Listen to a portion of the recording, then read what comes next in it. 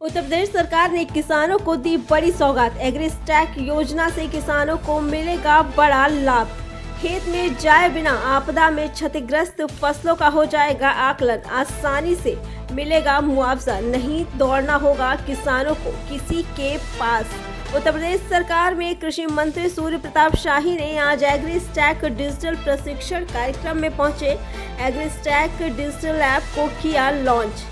इस मौके पर कृषि विभाग के साथ राजस्व विभाग से जुड़े अधिकारी कर्मचारी मौजूद रहे। इस मौके पर कृषि मंत्री सूर्य प्रताप शाही ने कहा कि कृषि विभाग को पूरी तरीके से डिजिटलाइजेशन किया जा रहा है। इससे किसानों को काफी सुविधा मिलेगी। एग्रीस्टैक से आपदा से क्षतिग्रस्त फसल का बीमा कंपनी या सरकार द्वारा मुआवजा आसानी से मिल सकेगा। सरकार बुआई से लेकर उपज तक का सटीक आकलन के लिए ये एग्रीस्टैक योजना के तहत सर्वे करवा रही है। डिजिटल सर्वे से पता चल सकेगा कि किसान ने अपने खेत में कौन सी फसल बोई है। खेतों में उगाई जाने वाली फसलों के रियल टाइम सर्वेक्षण के लिए एग्रीस्टैक परियोजना के तहत डिजिटल क्रॉप सर्वे से रिकॉर्ड कृषि विभाग और शासन के पास ऑनलाइन सुरक्षित रहेगा।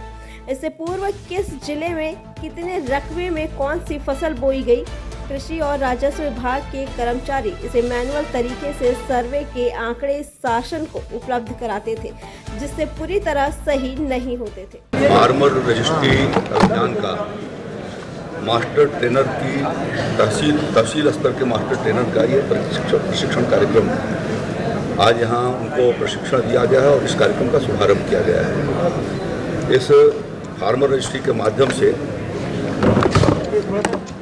ये प्रयास किया जा रहा है कि जितने भी राजस्व ग्राम हैं उनके मैप का पहले से जो है वो डिजिटलाइजकरण हुआ है, उनकी उसको रजिस्ट्री में शामिल किया जाए। इसके साथ साथ GIS based real time crop survey, जो फील्ड में क्रॉप सर्वे होती है, वह भी उसके साथ संकलित कर दी जाएगी। और अब जो रिकॉर्ड हैं वो सारे रिकॉर्डों के एक साथ लिंकिंग करके और किसानों का एक डाटाबेस तैयार होगा, जिससे उनका कई बार ऐसा है कि किसी किसान का एक ज़िले में खेत है, फिर दूसरे ज़िले में खेत है, तीसरे ज़िले में खेत है, तो ये ब्रैकेट पर सारा जितना भी उनकी होल्डिंग है एक जगह इकट्ठा हो जाएगी और इन सारे चीज़ों को जो है आधार से उनका सीडिंग रहेगा, जिसके माध्यम से किसान के उस अभिलेख के लिए जब बार बार विभिन्न योजनाओं की लाभकारी हमारी योजनाएं, यदि उनको PM किसान के लिए जाना हुआ या कृषि यंत्रों के लिए जाना हुआ या बीज के लिए जाना पड़ता था, तो इन सब चीज़ों के लिए बार बार उनको विभिन्न लाभकारी योजनाओं के लिए सर्टिफिकेशन कराना पड़ता था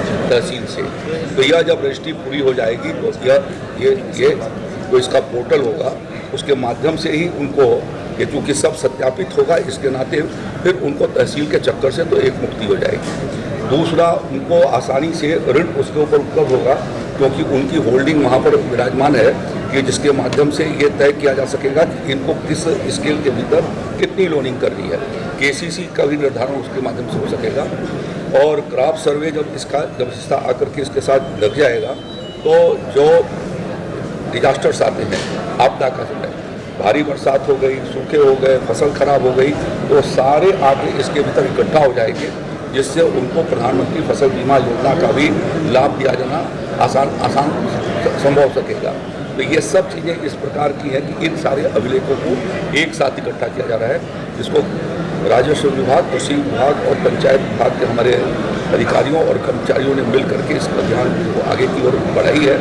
और इसमें कृषि विभाग और जो हमारा पशुपालन है, उद्यान विभाग है, अन्य जो कृषि से संबंधित विभाग हैं, सब एक साथ ये इकट्ठा हो जाएंगे और उनके लाभार्थियों को बार बार सत्यापन से उनको छुटकारा मिल जाएगा।